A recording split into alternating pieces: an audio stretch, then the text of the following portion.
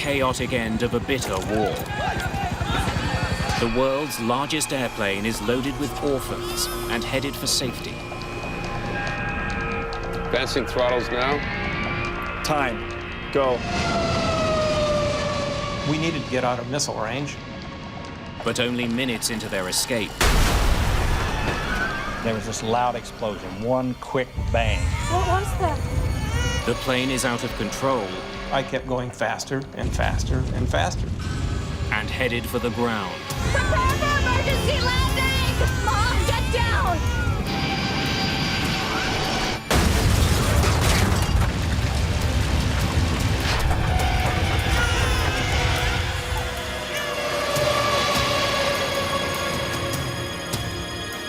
And then it was quiet.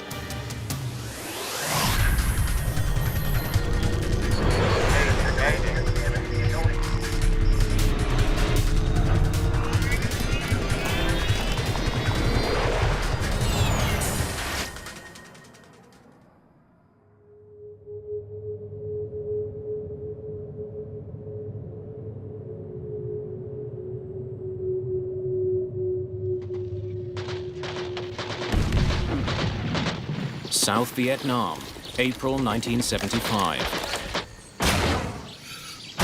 After more than 10 years of fighting, the United States is on the verge of defeat. The end of the war is fast approaching. The enemy is closing in on the capital.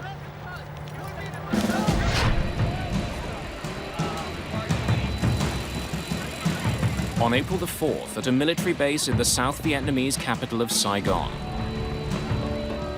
a strange cargo is being loaded onto an enormous C-5A Galaxy. This is one of the largest planes in the world.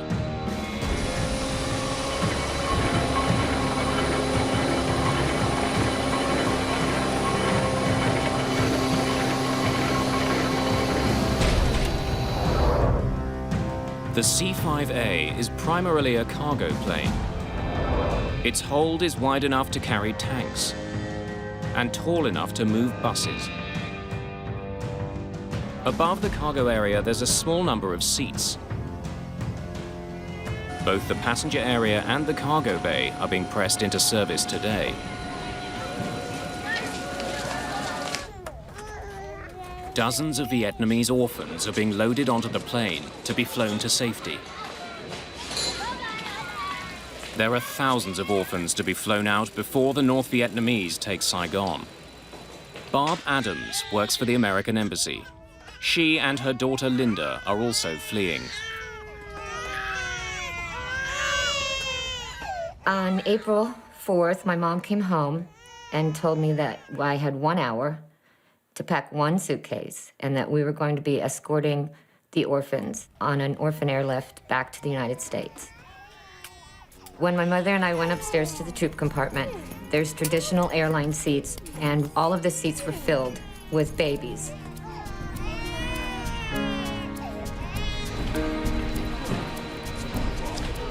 Sergeant Ray Snediger is in charge of loading the plane's massive cargo bay. Make sure it's secure. We got people down there. It was hard to control the situation.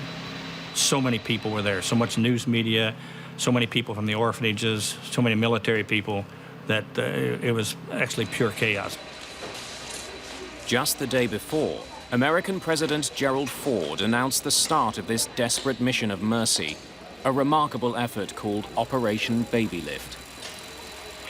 I have directed that C-5A aircraft and other aircraft especially equipped to care for these orphans during the flight be sent to Saigon.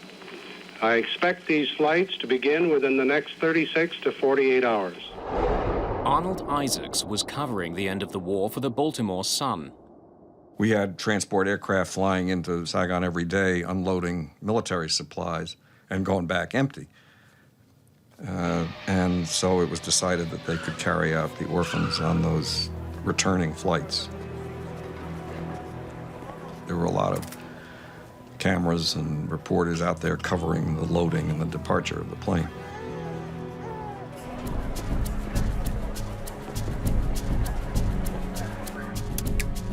Captain Bud Traynor is in charge of Operation Babylift's first flight. I got a call from the command post back in the States, and they said to me, how many people could you take out of Saigon if you were asked? Because of the last-minute nature of the flight, they're running behind schedule. The plane is already 5 hours late, and Captain Traynor wants to be in the air. He orders the cargo bay doors to be closed. Tell me what. Doors closed. Loadmaster closed cargo bay doors.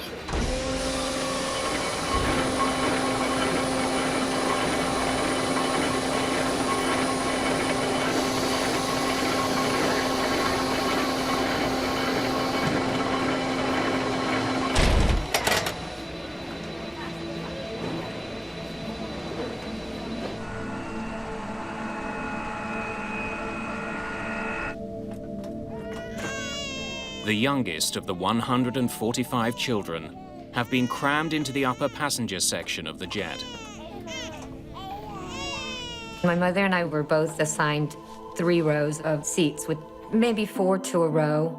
So it would be 12 to 15 babies that we would be taking care of on the flight, feeding them, changing them, whatever they needed to have done.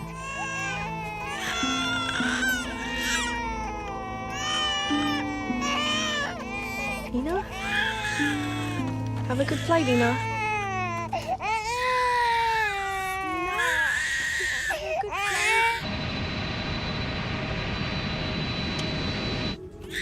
There are 102 older children in the cargo area below. A number of adults from the American Embassy are also down here, keeping an eye on the orphans.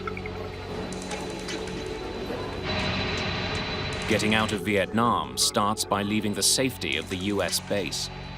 Advancing throttles now. 15. 20. Time. Go.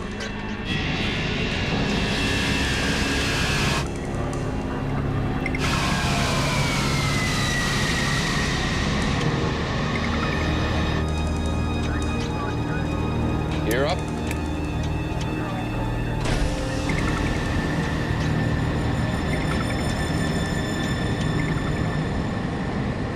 I remembered that we had to take off at a pretty steep angle. And we didn't have seats, so we were to kneel on the floor between the seats during takeoff.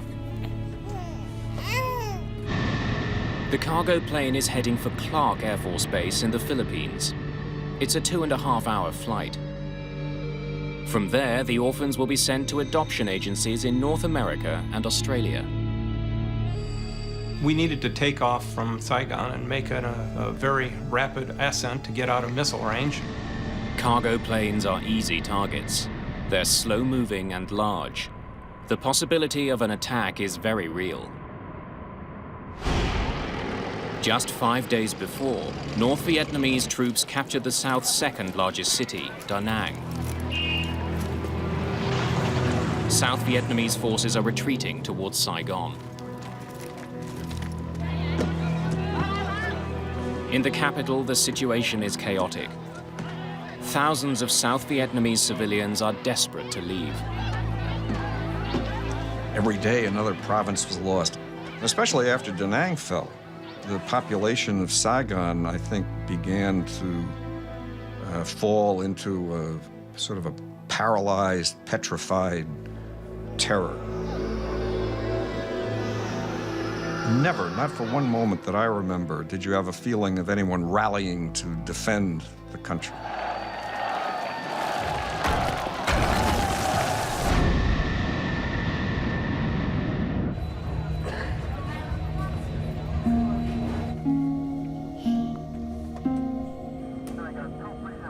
How's the air in the troop Compartment. It's all right. The baby's still squalling, or? They quieted down with all the noise. Most are asleep. Just as well.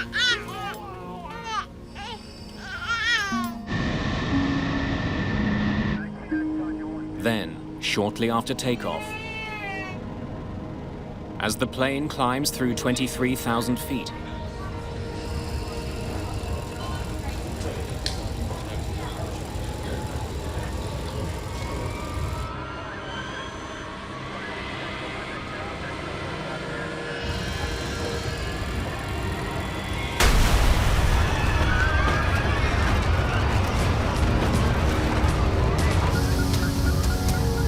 rapid decompression occurred, the plane filled with this mist. And so until it dissipates, you cannot see. And there was this loud explosion, one quick bang. What was that? And she said, I'm not sure. And you could feel the plane heading downward. Debris started flying around.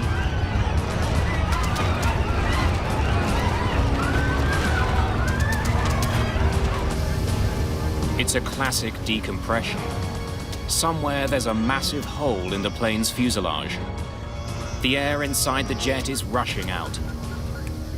At 23,000 feet, there's barely enough oxygen to breathe. So I looked over at the co-pilot, and he was putting on his oxygen mask, and I thought, I'd better do that too. The oxygen masks have dropped automatically. But on such an overcrowded flight, there aren't enough to go round. The ones that are available weren't designed to reach babies.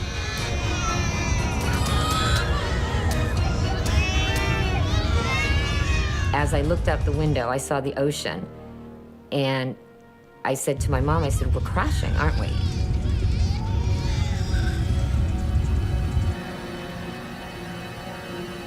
At the back of the passenger compartment, Lieutenant Marsha Wirtz checks in with the crew. From there, she can usually see down to the cargo bay below her. Pilot, this is Wirtz. I'm at the top grade of the troop compartment. I can see the China Sea out the rear of the plane. What? The cargo door is gone.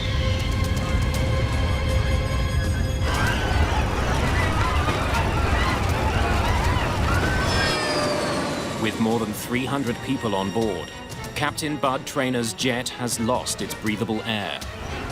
Somehow, his massive aircraft has been badly damaged. And he's a long way from a safe place to land. The inaugural flight of Operation Babylift will not make it out of Vietnam. The next few minutes will determine if anyone even survives. Oxygen levels are dangerously low.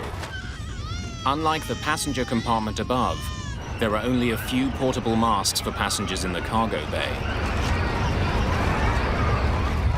My first priority after a rapid decompression is to get the aircraft back down to a breathing altitude for all the passengers, which is 10,000 feet.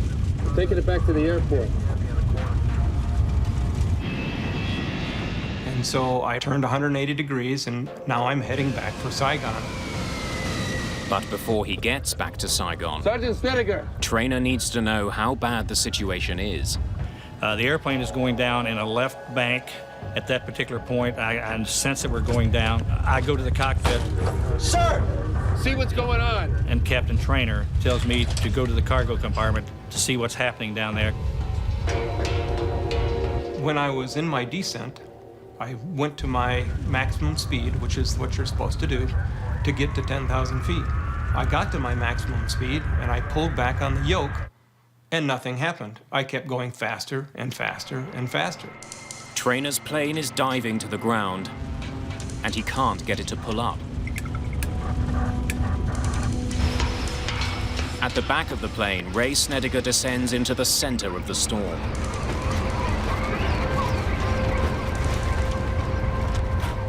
When I came down, I noticed there was a lot of chaos in the cargo compartment. Obviously, people were frightened. So I'm actually crawling and stepping over people that are combat loaded on the floor.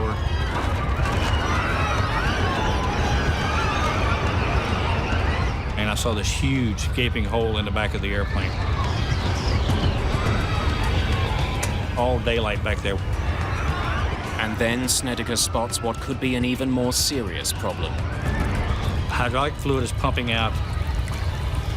Control cables are dangling in the breeze, flopping back and forth, and it just reminded me of looking at some spaghetti. That was the first thought in my mind.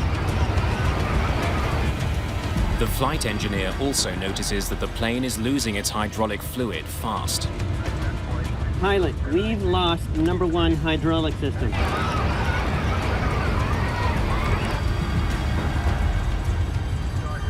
We've just lost number 2 hydraulics. Hydraulic fluid helps the crew move the massive control surfaces on the plane.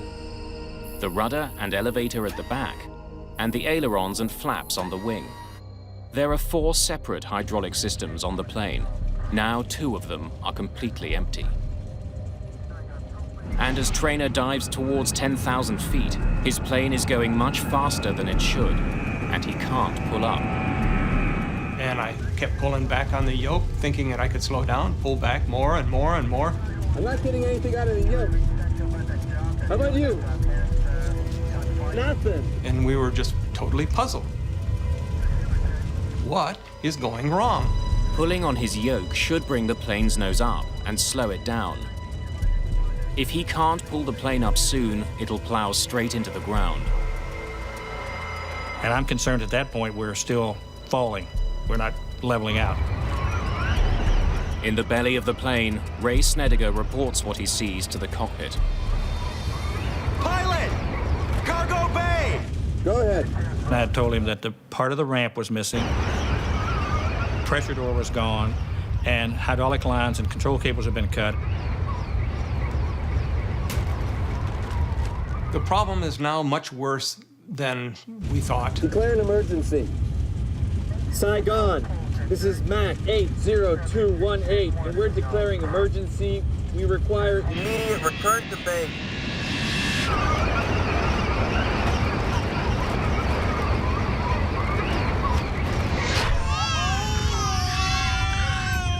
Unlike commercial airlines, there was nobody that came onto the PA system and announced what was happening. So I just kind of focused on the children. After struggling with his crippled jet, Trainer's efforts finally seem to pay off.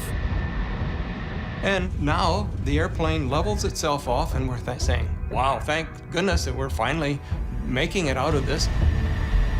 As quickly as it leveled off, the plane begins to climb again. The nose of the jet begins pulling up into the sky. And so I relax the yoke, and what happens? Nothing. I'm still going straight up now.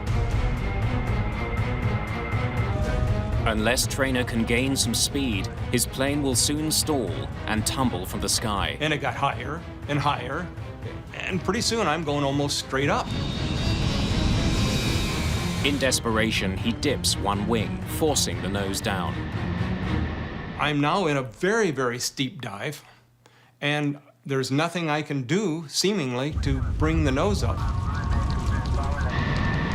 And so, counterintuitive, I added power, and when I did that, the airplane pulled itself out of the dive, and I started to go back up again, but this time I stopped it at 10,000 feet and rolled out, and I realized that I had learned how to control the airplane.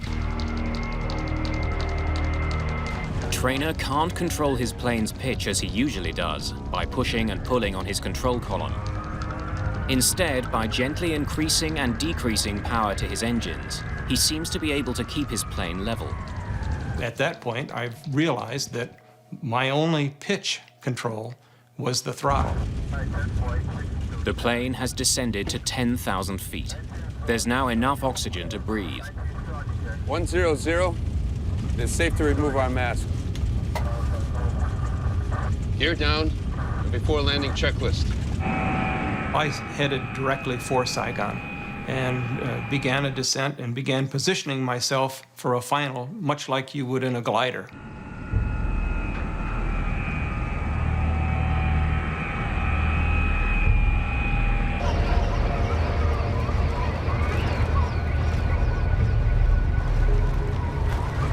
Don't worry. They're taking care of it up in the cockpit. We're gonna be down soon. I'm trying to provide comfort to these passengers. At the same time, I know we're in serious trouble because the airplane is still going down. Captain Trainer has coaxed his injured jet down to just over 4,000 feet. 11 kilometers from the airport, he turns his jet to line up with the runway when his plane surprises him again. In the final turn to the runway, when I banked the airplane, the nose dropped and I couldn't continue my turn. I had to level the wings so that I had enough lift that the nose didn't keep descending. Captain Trainer had to stop turning before he could line up with the runway. He's now losing altitude fast, and his prospects are becoming increasingly grim. While we were working in the cargo compartment, the loadmaster came to me and said, we need to get upstairs because we're going to crash land. When I get to the top of the ladder, I've changed my mind and think I need to be in the cargo compartment when this airplane does get on the runway so I can help evacuate down there. As I try to leave, the flight engineer grabs me by my left elbow, throws me into a seat, and about the time I hit the seat, I can hear the ground screaming. It's a loud scream. It's coming closer. Prepare for an imminent crash landing. Get down on the floor! Prepare for emergency landing! Mom, get down! When we started to go down, my mother and I were focusing on what should we be doing to brace for impact. We had a big open field in front of us. When I got within about 200 feet of the ground, I said, "We're going in!" The plane is hurtling towards the ground at almost 500 kilometers per hour. I reach down, grab my seatbelt, and when the seatbelt snaps,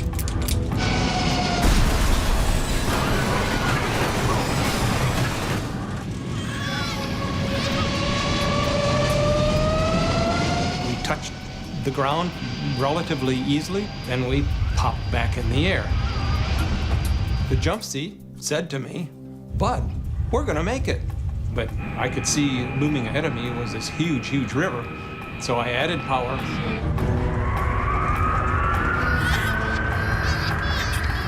My mom was on one side of the aisle, and I was on the other. And she says, "Come over here and sit with me."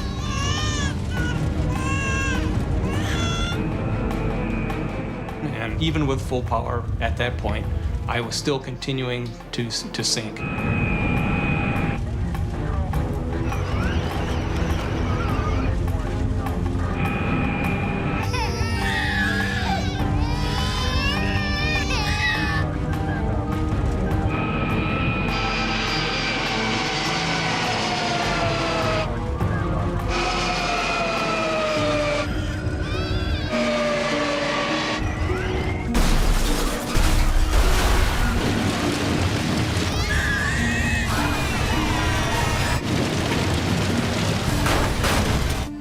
my whole life went into slow motion. The airplane is coming apart where I'm sitting. All kinds of debris is flying through the air. And it went on and on and on. It seemed like forever. When I was going upside down, I remember saying, goodbye to my wife a couple of times, because I was gone.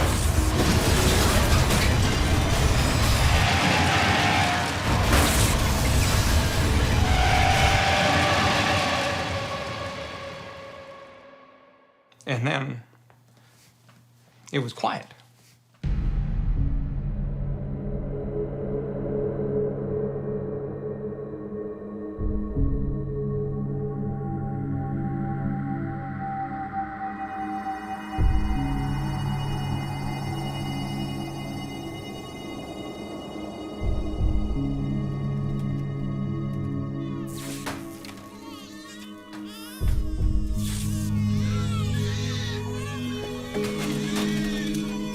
When the plane came to a stop, I looked for my mom. I didn't see her anywhere.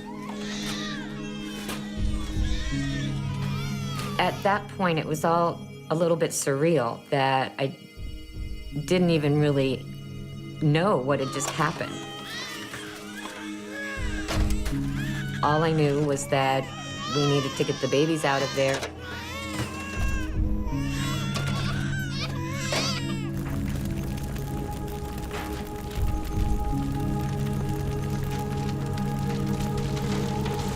Trainer and the rest of the cockpit crew have survived.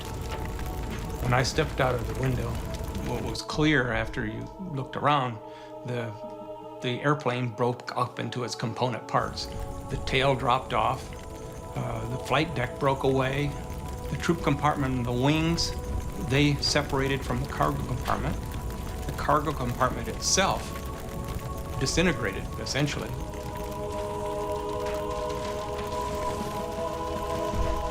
Behind the cockpit, the plane's wings, which hold the fuel tanks, are burning.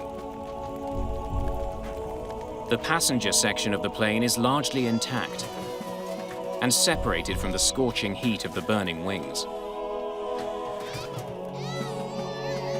Lieutenant Wirtz and many others who had been in the passenger section survive. Then we started bringing babies out. And I could hear some helicopters coming. At that point, I was not looking for my mother because I had been assured that she was okay. I was to go to the hospital and just wait for her there. And then that's when I took a couple of the babies and walked over and got on.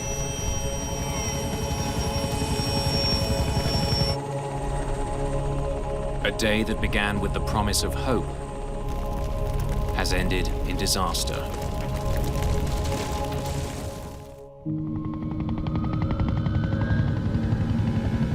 Just minutes after the crash of the first Babylift mission, rescue workers are on the scene searching for survivors. Almost everyone in the cargo area was killed instantly when the plane slammed down the second time. The dead, the injured, and the survivors are taken to hospitals in Saigon and Thailand. Since I was not injured, I just took a seat and was waiting for my mother while they brought in a lot of the babies. Then somebody came over to me and told me that my mother had died. I remember holding on for dear life, so she said, "Come over here and sit with me." Barb Adams' last decision was to be near her daughter. Just as I sat down on the floor, we must have hit. She flew forward somewhere. And that's the last time I saw my mother.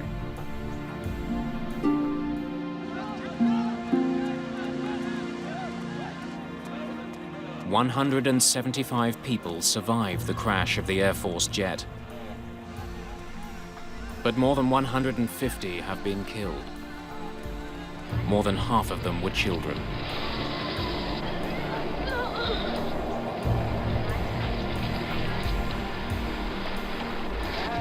And it was really such a blow in what had already been a very tragic and sad story of the collapse of South Vietnam. And then who would have thought that in the middle of all that tragedy, that the American Air Force would crash a plane full of Vietnamese babies and small children.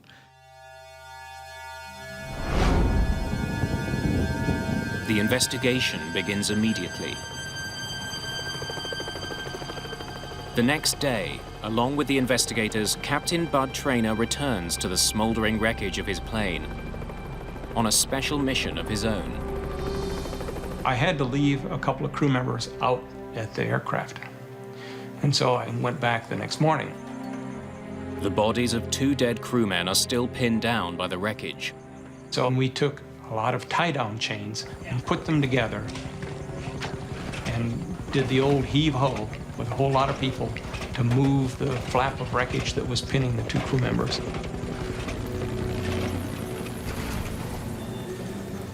And we got them out of there. It's always important to finish the job, and we did. But then I had a very naive approach to what was going to happen next. I kind of envisioned the guys in the silver helmets and put out the white rope. This is going to be a secure site. And that was when I got the shock that, hey, there are no guards out here. There's a Vietnamese soldier going through my suitcase wearing my flight jacket.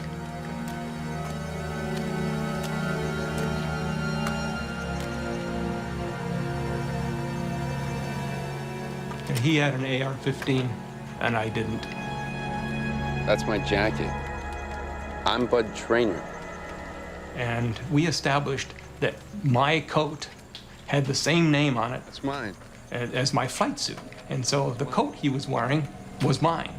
So he begrudgingly gave me my coat and then proceeded to go through the rest of my suitcase.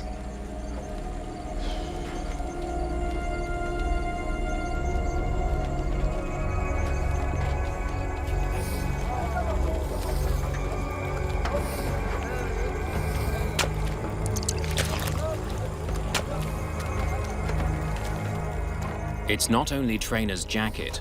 Looters are picking the plane clean. Dave Scheiding is a structural engineer with the Air Force.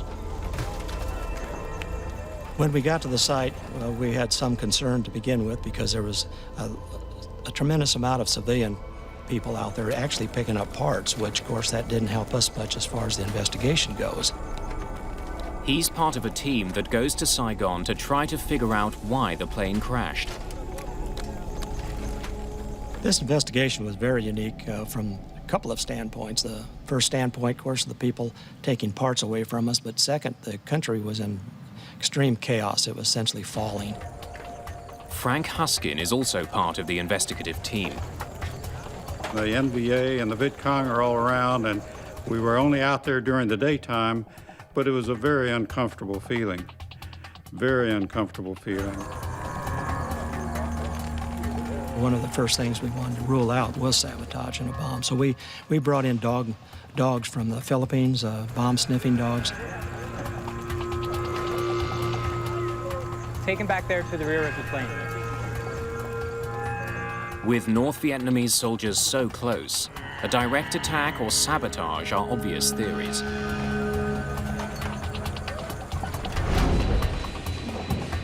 Initially, they had all thought that it had been a bomb placed in the luggage compartment, or it had been a missile that shot the plane down.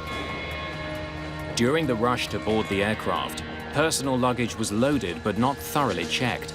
This added to the speculation that a bomb may have been smuggled on board. The dogs find no trace of a bomb, and investigators find no evidence of explosive residue on the plane. It clearly wasn't attacked. But something had caused the cargo door to fail.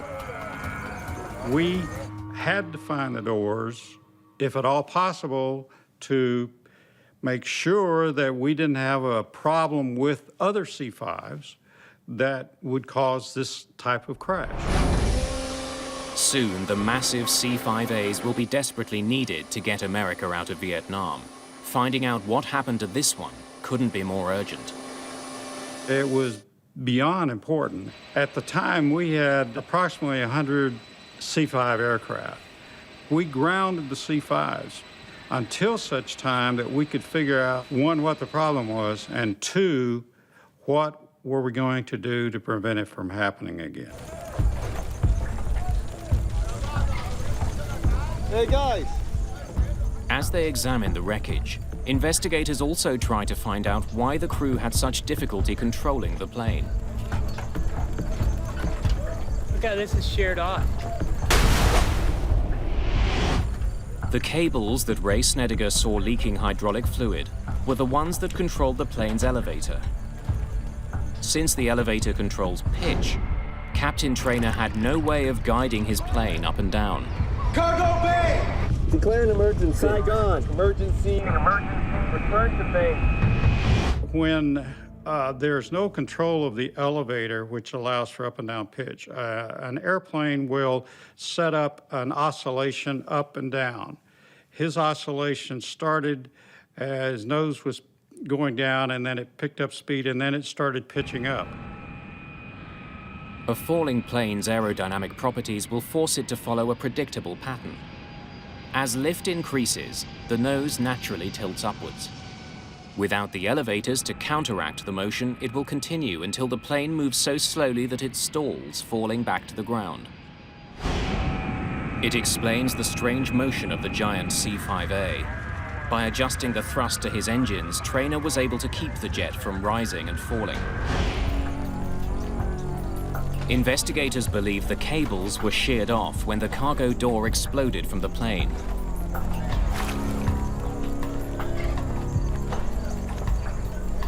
But they still don't know why the door failed in the first place.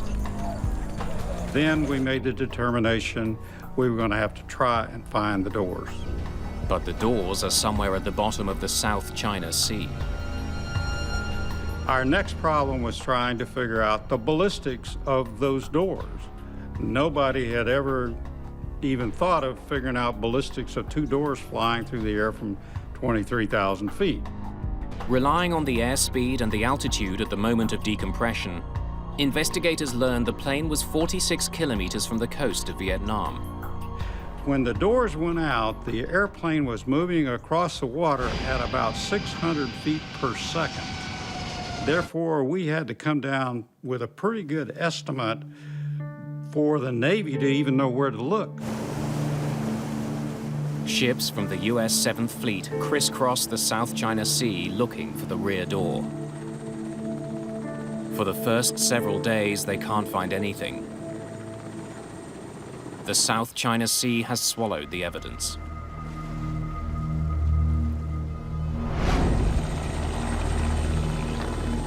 At the crash site, investigators are becoming increasingly frustrated. A great deal of wreckage has been stolen by scavengers. An important clue could be among the pieces taken away.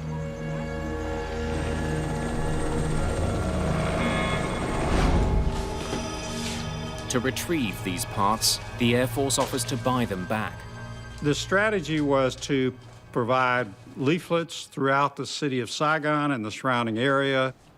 We want every piece of material from the aircraft back, and we will also pay you if you will turn this in to us. 11 days after the crash, flyers are delivered to local officials and distributed throughout the city. Investigators do eventually recover the camera that was used by a film crew on board the plane. They hope it can show them exactly what happened.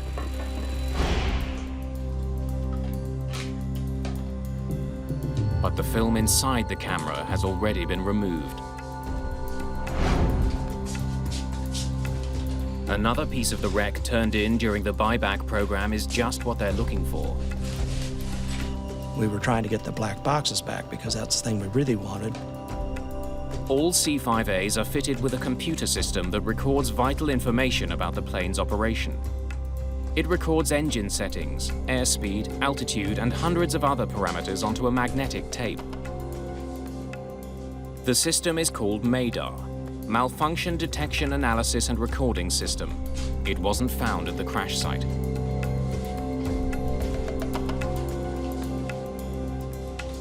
The MADAR is eventually returned for a reward, but it proves to be a disappointment.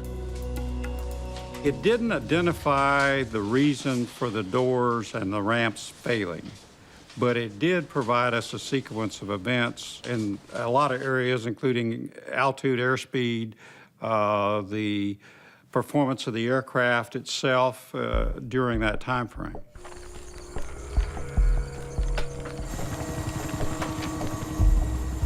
As investigators continue to look for the cause of the crash, the situation in Vietnam gets worse.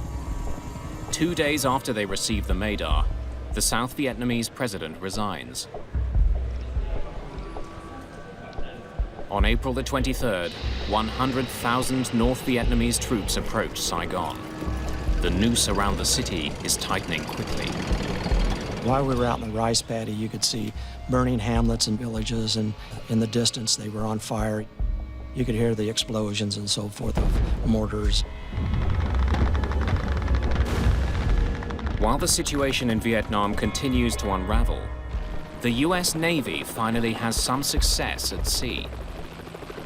On April the 26th, they find the cargo ramp and part of the pressure door of Trainor's plane. If investigators don't find the answers here, they may not find them anywhere. They're running out of time, and they're running out of leads. When the ramp is examined, investigators make a disturbing discovery. On that ramp, 2 of the stirrups were in great condition. They were perfect. They had not failed, so obviously it told us that at least 2 of the locks had just unlocked themselves. The C-5A has 14 locks holding the rear cargo door shut, 7 on each side.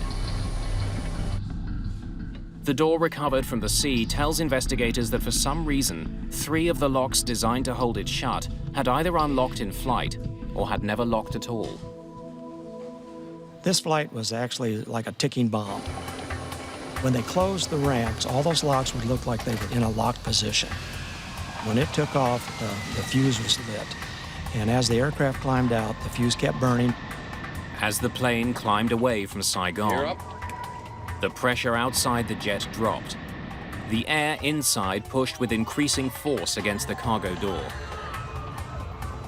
Then, as the plane passed through 23,000 feet, with 3 latches unlocked, the pressure on the door was too much.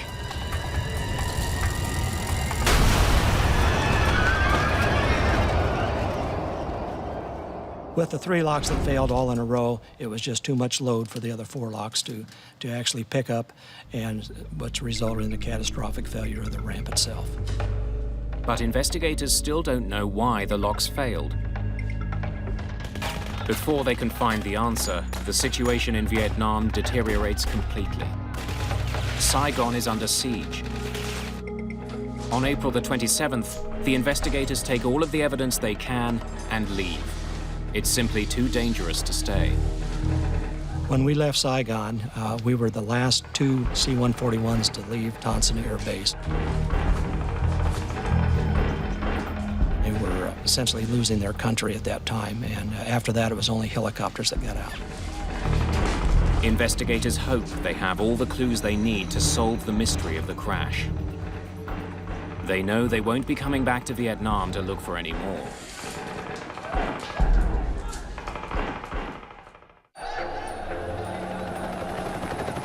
April the 30th, 1975. The war in Vietnam ends. From the rooftop of the American embassy, the last remaining Americans in Vietnam are flown to safety.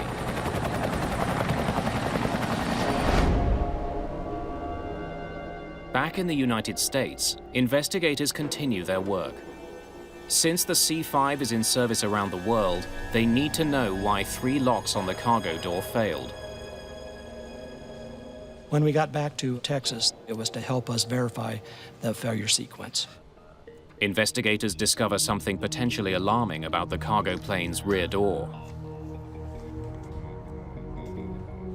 Parts from the C-5A were actually removed from the plane, cannibalized to service another cargo plane. The locks on the rear door of the C-5A are connected to each other by a series of tie rods. The rods can be lengthened or shortened to ensure the locks are completely closed. It's these tie rods which were removed from the Babylift plane. At the time, the enormous cargo planes were in constant demand. The Air Force was very short of parts, and so they came up with a standard practice for maintenance that they could cannibalize parts off of aircrafts that are not being flown. It's authorized, and it's a good operation if you respect it and treat it properly. The tie rods were replaced before the Babylift plane left for Saigon, but for some reason they hadn't held. To try to figure out what happened, investigators rebuild one of the locks that was supposed to keep the rear door closed. We essentially built a working model of that ramp, and we had to do that because we didn't get all the parts back because of the people picking them up, parts out in the ocean and everything that we never got back. Investigators aren't convinced that the problem is in the basic design of the lock. They suspect that before the plane left California, the engineers who replaced the rods didn't follow the proper procedures. When we're talking about the locks, the distances that we're talking about are very, very small. We could be talking about the 16th, 32nd of an inch difference between being locked and unlocked. The re-rigging was done before the plane left the United States. Show me how you re-rig it. After the locks were re-rigged, they should have checked to make sure they were working. That wasn't done. Without the check, no one would have noticed that the re-rigging was done improperly. I would say that this accident actually started back at Travis Air Force Base in California. When the 2 tie rods that had been cannibalized earlier were replaced, they were not installed properly. Loadmaster, close cargo bay doors. When the door was opened and shut in Saigon, there was a warning that not everything was perfect. We had some difficulty getting it to lock, so we had to open and close it 3-4 times.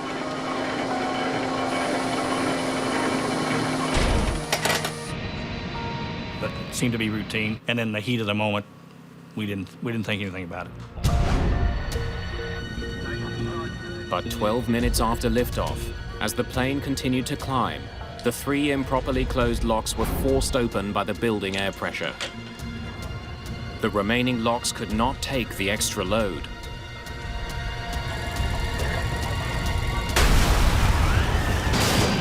The cargo door burst open and was torn off the fuselage. You just can't take shortcuts. And if it's pulled a couple of rods out, run out and put them back in, that's not going to hack it. The investigators have found their answers, and in their final report make specific recommendations that will make the C-5A safer. As a result, the Air Force designs a pin that slips through each lock. If the door isn't properly shut, the pins can't slide into place. We essentially Murphy-proofed it by putting steel pins in there so that when the lock is in the over-center position, if you can insert these safety pins, then you know that the system is properly rigged.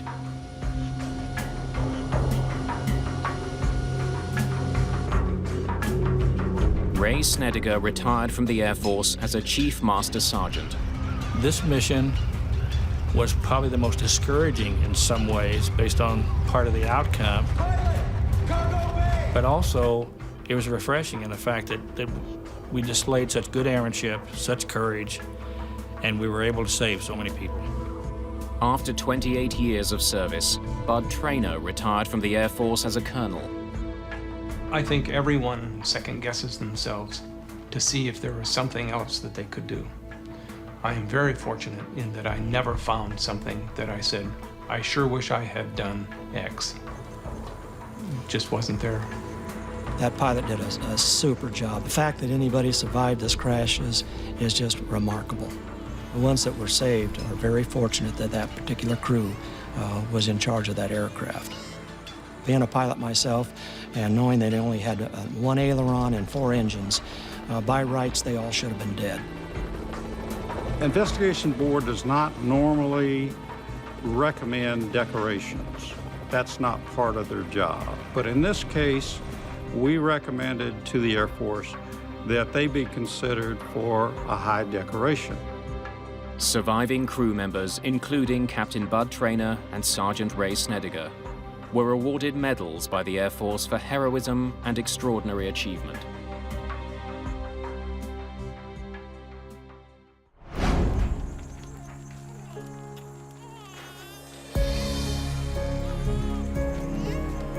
One of the orphans that survived was baby Ina. Ina? Today, she's known as Kelly Jackson Brownlee. April 4th, 1975. It's definitely a pivotal point in my life where I left part of myself behind in Vietnam. When Operation Babylift resumed, Kelly, along with hundreds of other orphans, were flown to the United States. She was eventually adopted by a family near Seattle, Washington. There was a 25-year anniversary in April of 2000, and it brought together all of the adults that were adopted from Vietnam. And I ended up meeting someone who was very special and actually ended up marrying. Chris Brownlee and his wife Kelly were both airlifted out of Vietnam on April the 5th, 1975, one day after the crash.